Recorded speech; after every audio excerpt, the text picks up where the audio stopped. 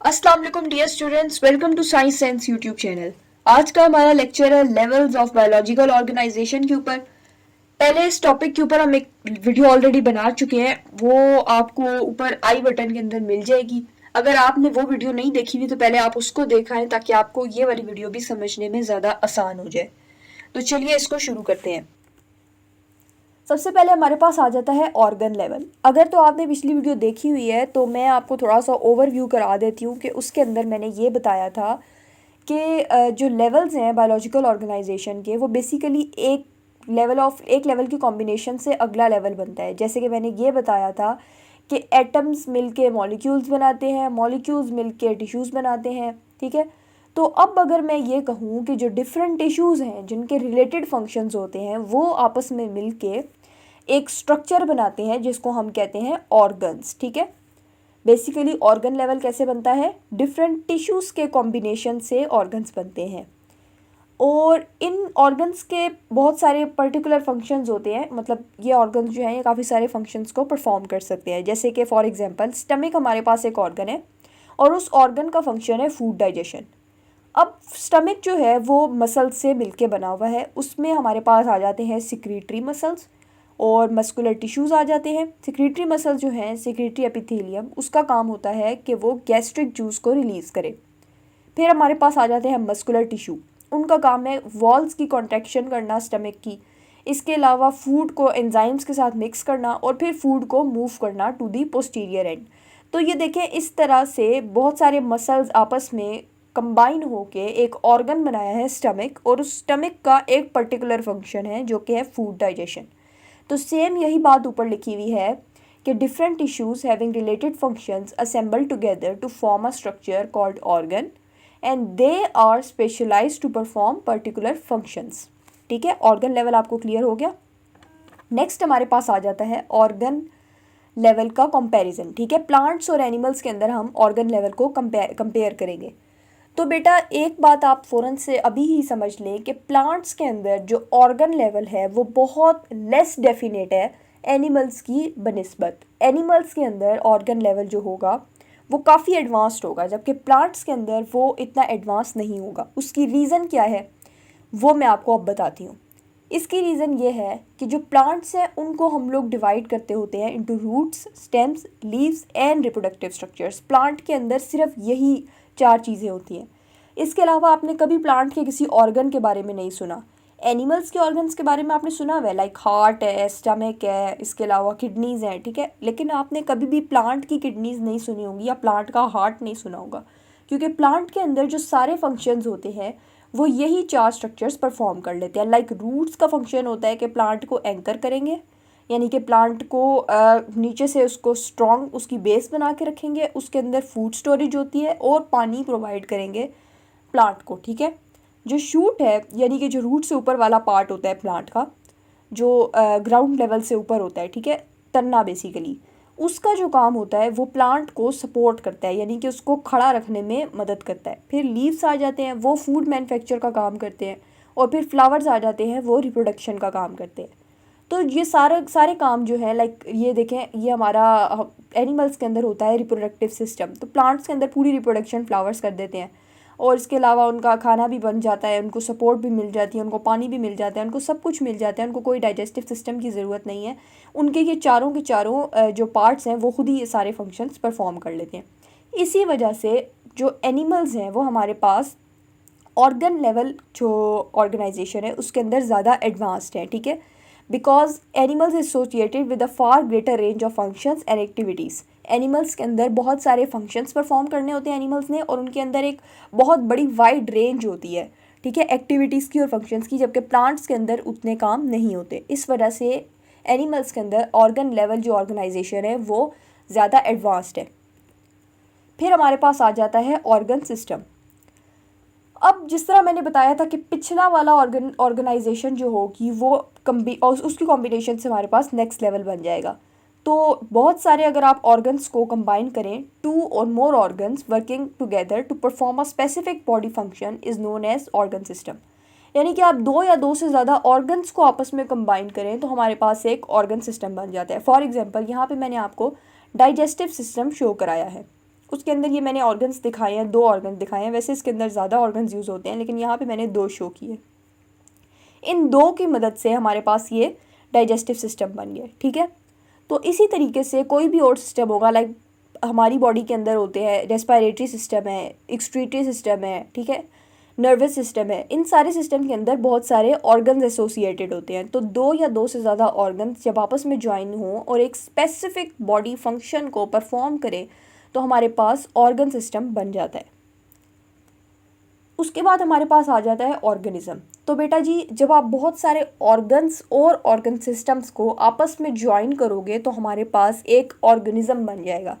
Various organs in plants and various organ systems in animals are assembled together to form an individual, the whole organism, ठीक है। The whole organism has its individuality, and as far as its characteristics are concerned, it is different from other members of the same species in certain respects. ये बात बड़ी important है। वो यहाँ पे कहना चाह रहा है कि जो एक ऑर्गेनिज्म होता है ना, वो अपनी ही सेम स्पीशीज़ के मेंबर से डिफरेंट होता है कुछ रिस्पेक्ट्स के अंदर। फॉर एग्जांपल, अगर आपको मैं मिसाल दूँ इंसानों की, तो हम सारे इंसान सेम स्पीशीज़ के ताल्लुक़ रखते हैं, लेकिन स्टिल हम एक दूसरे से बहुत डिफरेंट होते हैं।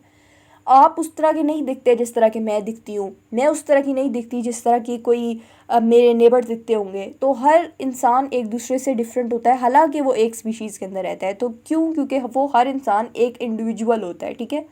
इस वजह से वो it is different from other members of same species in certain respects, ठीक है। In animal all the systems work in coordination with each other. अब बात आ जाती है कोऑर्डिनेशन की। तो वो यहाँ पे ये कहना चाह रहे हैं कि जो एनिमल्स होते हैं उनके अंदर सारे सिस्टम्स एक दूसरे के साथ कोऑर्डिनेट करके चलते हैं। फॉर एग्जांपल, अगर एक आदमी जो है वो एक कॉन्टीन्यूस हार्ड एक्सरसाइज कर रहा है तो सिर्फ और सिर्फ उसके मसल्स काम नहीं कर रहे, बल्कि उसकी रेट ऑफ रेस्पिरेशन भी इंक्रीज़ हुई है। जैसे हार्ड एक्सरसाइज से आप एग्जाम्पल ले लें कि लेट्स से अगर कोई आदमी भाग रहा है, ठीक है, तो उसके मसल्स यूज़ हो रहे हैं, भागने के अंदर उसके मसल्स यूज़ हो रहे हैं, लेकिन साथ साथ उसकी सांस फूल रही है, उसकी रेट ऑफ रेस्पिरेशन इंक्रीज़ हो रही है, और उसी वजह से उसकी हार्ट बीट भी तेज़ हो रही है, क्योंकि हार्ट बीट करेगा तो ही वो ऑक्सीजन जो है वो उन मसल्स को परफॉर्म कर पाएगा ताकि वो मज़ीद कॉन्टीन्यूस एक्सरसाइज कर सके। तो जो एनिमल्स होते हैं ना, उनके अंदर सारे सिस्टम्स आपस में कोऑर्डिनेशन के ज़रिए से चलते हैं। यहाँ पे कौन से सिस्टम की बात हो रही है? यहाँ पे ऑर्गन सिस्टम्स की बात हो रही है, ठीक है। In animals, the coordination is achieved by the means of nervous system and endocrine system. Animals के अंदर जो कोऑर्डिनेशन होती है वो हम अचीव करते हैं नर्वस सिस्टम से और एंडोक्राइन सिस्टम से, जबकि जो प्लांट्स होते हैं उसके अंदर हार्मोन्स जो हैं वो रेगुलेशन ऑफ एक्टिविटीज़ को कंडक्ट करवाती है, ठीक है। क्यों? क्योंकि प्लांट्स के अंदर एक पूरा ऑर्गेनिज्म जो है वो एक होल की तरह काम करता है, यानी कि एक पूरा ऑर्गेनिज्म है, वही हमारे पास एक होल है, उसके अंदर कोई सिस्टम्स नहीं है। Plant is not divided into organ systems, that's why पूरा प्लांट एक होल है, तो उसको किसी नर्वस सिस्टम या एंडोक्राइन सिस्टम इसकी ज़रूरत नहीं है, बल्कि जो प्लांट के अंदर हार्मोन्स होते हैं वो खुद ही कोऑर्डिनेशन कर लेते हैं। फिर हमारे पास आ जाता है बेटा पॉपुलेशन लेवल, ठीक है। पॉपुलेशन लेवल जो है वो होता है, a population is a group of living organisms of the same species located at the same place at the same time. Population same species का एक ग्रुप होता है जो कि एक सेम प्लेस पे एक सेम टाइम के अंदर मौजूद होगा। सेम स्पीशीज़, कोई भी एक स्पीशीज़ आप पकड़ लें, जैसे फॉर एग्जांपल अगर आप इन एग्जांपल्स को छोड़ के मैं अगर आपको एग्जांपल दूँ, बल्कि चले इन्हीं एग्जांपल्स में से देख लेते हैं। The number of students in your biology class. अगर आप अपनी फ़र्ज़ करें कॉलेज की बायोलॉजी क्लास की एग्जांपल लेते हैं तो उसके अंदर एक ही स्पीशीज़ बैठी हुई है, इंसान ही बैठे हुए हैं। आप लोगों की क्लास में कहीं पे भी कैट्स आपके साथ नहीं पढ़ रही, ठीक है, आप एक ही स्पीशीज़ बैठे हुए हैं, located in the same place. Same place कौन सी है? आपकी बायो की class, at the same time, जिस टाइम पे आपका लेक्चर होता है, तो वो आपकी एक पॉपुलेशन इकट्ठी होती है वहाँ पे, ठीक है। इसके अलावा एग्जांपल है कि number of rats in a field of rice. एक राइस की फील्ड के अंदर जो रैट्स का एक नंबर है वो भी उनकी एक पॉपुलेशन है, ठीक है। और human population in a city, ये तो आपने देखा ही होगा कि किसी शहर की कितनी पॉपुलेशन है, किसी मुल्क की कितनी पॉपुलेशन है। तो ये होती है बेसिकली पॉपुलेशन के group of same species located in the same place at the same time. फिर बेटा आ जाता है हमारे पास community. Populations of different species, plants and animals living in the same habitat form a community. Community क्या होती है कि डिफरेंट स्पीशीज़ की जो पॉपुलेशंस होती हैं, लाइक अभी हमने पिछली एग्जांपल के अंदर कौन कौन सी पॉपुलेशंस के बारे में बात की, एक हमने रैट्स की पॉपुलेशन की बात की, एक हमने स्टूडेंट्स की पॉपुलेशन की बात की, एक हमने सिटी में रहने वाले लोगों की पॉपुलेशन की बात की। तो अगर हम डिफरेंट स्पीशीज़ की पॉपुलेशंस जो हैं, जो कि एक सेम हैबिटेट के अंदर रहती हैं, उनको देखें तो वो एक कम्युनिटी बनाती हैं। फॉर एग्जांपल अगर एक कम्युनिटी की बात करूँ, लाइक एक एरिया है, एक स्पेसिफिक एरिया आप जहन में सोच लें जिसमें इंसान भी रह रहे हैं, जानवर भी रह रहे हैं और पौधे वगैरह भी लगे हुए हैं। तो पौधे एक अलग स्पीशीज़ हैं, जानवर अलग स्पीशीज़ हैं, इंसान अलग स्पीशीज़ हैं। तो ये सारे मिलकर एक कम्युनिटी बनाते हैं, ठीक है। उसके बाद हमारे पास आ जाता है biosphere. The part of earth inhabited by the living organism contains both living and non living components. Biosphere बेटा बेसिकली वो वाला पार्ट होता है अर्थ का जिस पे लिविंग ऑर्गेनिजम्स रहते होते हैं, ठीक है। और उस पार्ट के अंदर ना सिर्फ लिविंग ऑर्गेनिजम्स मिलेंगे बल्कि नॉन लिविंग कंपोनेंट्स भी मिलेंगे, ठीक है। तो ये चीज़ हमारे पास बनाती है बायोस्फीयर। ये हमारे पास लास्ट लेवल ऑफ ऑर्गेनाइजेशन था। अब हम लोग देख लेते हैं इस पूरे टॉपिक की समरी। बेटा इस समरी से आपको ये टॉपिक बहुत इजीली क्लियर हो जाने वाला है, तो आप ज़रा इसके ऊपर गौर करें। सबसे पहले बेटा atoms combine to form molecules. ये देखें, ये दो एटम्स हैं, इन्होंने मिलके मॉलिक्यूल्स बना दिए। उसके बाद molecules combine to form organelles. Molecules ने मिलके ऑर्गेनेली बना दी हमारे पास। ये माइटोकॉन्ड्रिया है हमारे पास, ये एक ऑर्गेनेली है। उसके बाद organelles combine to form cells. अब यहाँ पे आपको एक सेल नज़र आ रहा है, ठीक है, एक यूकैरियोटिक सेल नज़र आ रहा है। उसके अंदर ये देखें, ये जो माइटोकॉन्ड्रिया ये यहाँ पे मौजूद है। इसके अलावा इसके अंदर गोल्जी अपरेटस है, न्यूक्लियस है, एंडोप्लाज्मिक रेटिकुलम है, बहुत सारी ऑर्गेनेलीज हैं। तो बेसिकली यहाँ पे क्या हुआ है, बहुत सारी ऑर्गेनेलीज ने मिलके एक सेल बना दिया है, ठीक है। उसके बाद बहुत सारे सेल्स मिलके एक ऑर्गन बना देते होते हैं। लाइक ये स्टमक का ऑर्गन है, ये बहुत सारे सेल से मिलके बना है। फिर उसके बाद various organs combine to form organ system. तो यहाँ पे मैंने दो ऑर्गन्स आपको शो किए हैं, ठीक है। ऑर्गन्स मिलके क्या बना देते हैं, एक पूरा organ system.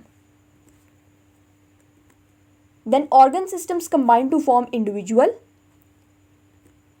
Group of individuals form species. Group of species form population. Group of populations form community. Group of communities make ecosystem. Ecosystem makes up the biosphere. तो यहाँ पे बेटा आप देख सकते हैं कि ऑर्गन सिस्टम कंबाइन होकर एक इंडिविजुअल बनाता है या ऑर्गेनिज्म बनाता है। फिर उसके बाद जो इंडिविजुअल्स हैं वो मिलके एक स्पीशी बनाते होते हैं, वो स्पीशीज़ मिलके एक पॉपुलेशन बनाती होती हैं, पॉपुलेशंस जो हैं वो कम्युनिटीज़ बनाती हैं, कम्युनिटीज़ इकोसिस्टम बनाती हैं और इकोसिस्टम बायोस्फीयर बनाता है, ठीक है। ये जो समरी है ये बेसिकली इस पूरे टॉपिक की जान है। अगर आपने इसको समझ लिया तो उस टॉपिक को समझना आपके लिए कोई चीज़ मुश्किल नहीं है। और एक मेरी बात आपने याद रखनी है जब भी इस टॉपिक को करना है कि एक लेवल ऑफ ऑर्गेनाइजेशन की कॉम्बिनेशन से अगला लेवल आपके पास बन रहा है। इसके बाद इसकी स्कीम याद कर लें तो आपके लिए इसको याद करना बहुत आसान हो जाएगा। एग्ज़ाम के पॉइंट ऑफ व्यू से क्वेश्चन इंपॉर्टेंट है भी और आसान भी बहुत है, तो ये आपको करने में बहुत आसानी होगी। बाकी आज के लिए हमारा लेक्चर बस इतना ही था। अगर आपको वीडियो पसंद आई हो तो प्लीज़ मेरे चैनल को लाइक करें और वीडियो को मेरे चैनल को सब्सक्राइब करें और वीडियो को लाइक करें। आपसे मुलाकात होगी इंशाल्लाह नेक्स्ट वीडियो के अंदर। तब तक के लिए अपना ख्याल रखें। अल्लाह हाफिज़।